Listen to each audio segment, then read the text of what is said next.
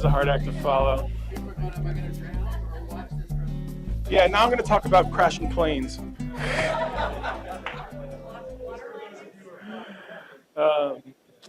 Unsuccessful water landings. So I guess I'm more of a transition from some of the classical discussions around lean and lean practices and things that we can do, and Trace is going to take us in an entirely different direction, so it's probably going to be helping Trace out a little bit so he doesn't have to follow these incredibly classical things. I want to talk about controlled flight into terrain as a metaphor for what executives can learn from pilots. And at the end, I'm going to tell a story about what happened when a company decided to change how it behaved to get something done. And it was very unexpected. They ended up averting a major crisis that would possibly have led to an all-out war. And I'll explain how that works. So there's several pieces to the presentation. One is, let's first understand what controlled flight into terrain is and why it's an appropriate metaphor for what we're going to talk about, and the behaviors that lead to controlled flight into terrain and that we can learn from as lean practitioners to help our clients or executives or whoever we're working with to transform, to help them avoid those same practices or bad behaviors that would lead an executive to fly their aircraft or fly their business into the ground. Excuse me. Controlled flight into terrain is the term used for the evaluation, for the answer. What happened? Well, the categorization by the FAA or the NTSB, the National Transportation Safety Board, when an aircraft was perfectly flyable, or at least flyable enough, and that it was not out of control. So perfectly flyable, not out of control. A perfectly flyable aircraft can be out of control and still perfectly flyable, except that somehow it's no longer under the command of the pilot and the systems on board. It's now acting according to gravity. So that's usually out of control. Now, controlled flight into terrain means it was not out of control. It was perfectly flyable. All the systems were working well enough that the pilots could have flown the aircraft properly, but didn't, and resulted in flying it into something on the ground. So that could be a mountain or a tree or an ocean. So that's the metaphor and what happens with that. So here's a few examples. I'm not going to get into the details of too many of them. This is the one that was in Malcolm Gladwell's book, Outlier. This is the one that killed most of the Polish parliament, or members of it, including the current and previous president. Let me get out of your way. This was the one that was just about a year and a half ago that on a press tour of the new jet they were trying to sell the Indonesians, the pilots decided to ignore information about where the mountains were and how high they were and flew into the clouds with mountains in them.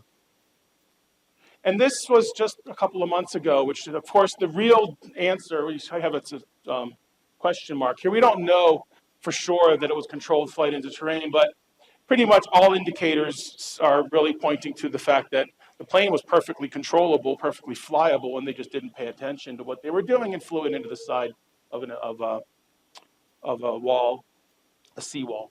So switching gears just slightly, what does this have anything to do with what we do? I'm going to categorize a lot of what we do as management consulting, whether we're doing it as a consulting business or we're doing it internally. And I'm saying right out, it's a failure. Management consulting, traditional management consulting, has been a pretty catastrophic failure.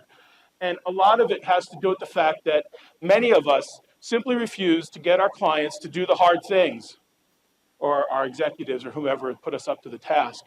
We tell them to behave in a different way or a certain way, stop eating bad food and start jogging, and they don't do it. We don't make them do it. Or we just don't tell them in the first place. And so part of this is going to be about how we, in our lean community, can take responsibility for what our clients do. And when we don't, in some ways, we are complicit with them flying their otherwise perfectly good businesses into the ground. Here's an example of several of had traditional management consulting worked CMMI would not exist. The need to marry CMMI with Agile would not exist. PMBOK would not exist. Most of us wouldn't even have jobs if traditional consulting, management consulting had worked. Agile wouldn't exist because it wouldn't be trying to solve the problems caused by the first two. However, Lean would still exist. Perhaps one of, if not the only successful example of truly long-term, sustainable management consulting. But I would have to take the word traditional out of that because it was most definitely not traditional management consulting when it was introduced, and it's still not traditional management consulting. And the biggest difference between traditional management consulting and Lean are the behaviors. So this is where I bring in the metaphor of piloting. Good piloting starts in the cockpit. Pilot's head is in the cockpit. May not be physically in the cockpit, but the head is in the cockpit. He or she is thinking about what is it going to be like when they're flying this aircraft. What are the conditions? Everything from planning it on the ground, but that's where it starts. We sit there and we plan it out. Every detail we can think of. We look at the weather. We look at the airspace. We create a flight plan. So what is it that we're doing here as pilots? And as much as the piloting world is regulated, when you are at the controls in the air, you're the boss. So you may be the boss of a single-engine 4-seater, or you may be the boss of a 4-engine 400-seater, but you're the boss. You may work for Qantas or for Delta or for Lufthansa, but when you're in that seat, you're the boss. You make the decisions. You can break any rule in the FAA's rule book to keep that plane from plowing itself into the ground or into something else. So you're the boss. So some of the things that we can learn from the behaviors of good piloting to avoid crashing our businesses or letting our clients crash their businesses into the ground. What could we insist to help them avoid the disaster? It's not in the regulations.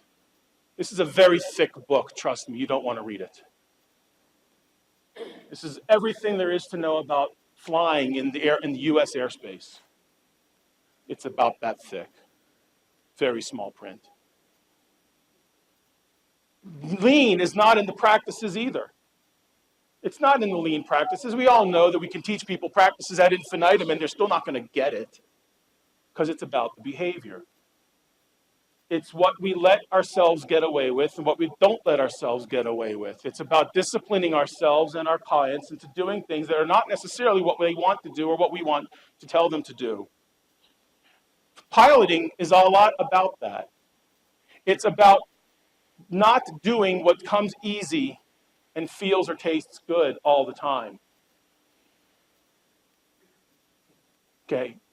If we allow our clients to implement Lean practices and don't eliminate this from their environment, we are not doing them any favors. We are actually causing the people that are going to be most affected to be most disenfranchised from exactly the things we're trying to do. If we let them get away with this, if we let them continue to treat the people like this, and we don't eliminate the behaviors that put this in place in the first place, nobody wins. So what are some of the hard things that we can do? Good piloting learns from mistakes. Every time I fly into a new airport that I haven't been into before, I will actually pull up all the accident reports from that airport. The first thing I'll look for is I'll find accident reports about the plane I'm planning to fly and see what went wrong. Where was it? I will actually find the ones where they don't list it on this version, but there's a summary where it actually lists the outcome, what happened. And it's something like minor injury, major injury, property damage, fatal. I start with the fatal ones. The ones that are most difficult to read. The ones that make you cringe when you know exactly what was going on. The ones that you're like, man, there is nothing I could do to avoid that. What can I possibly think of, or how can I behave differently to avoid that? Executives too often will look at what you're trying to do or we're trying to do and introducing them to new ideas, and they will dismiss it as it's not like our business. It's not close enough to what we do. They don't want to hear how other executives crash their businesses into the ground, and we let them ignore it. What else? We learn, we study. It is one of the most, if you ever really want to feel what it's like to be an ever learning, continuous learner, become a pilot, or at least try to, because it is never ending pursuit of learning new things or continuously learning and continuously having to practice. And think about what's going on. Meditate. Now, what the great thing about piloting is when I'm planning a flight, I get to sit there in front of my materials and it looks like fun because I'm doing what I like to do. I'm talking about flying, for Christ's sake. Pardon my French.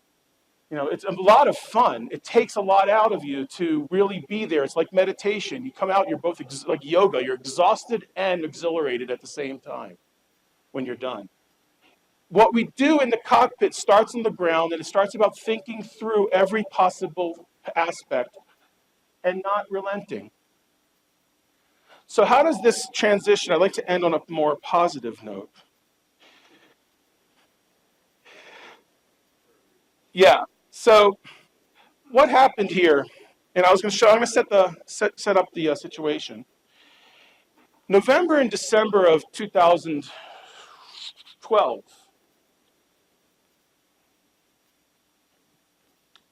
these are rockets being fired out of the Gaza Strip into Israel. It was going on for months.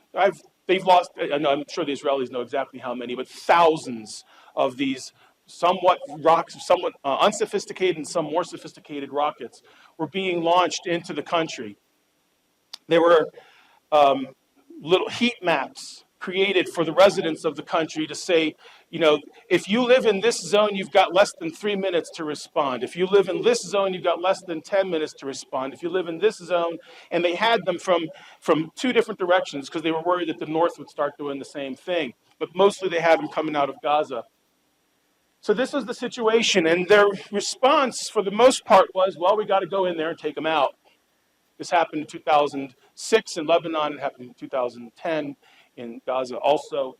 So here they are. This is just a few shots of the Israeli military preparing. This is all along the Gaza border. And they are amassing. What was actually interesting, just as a complete side note, was how the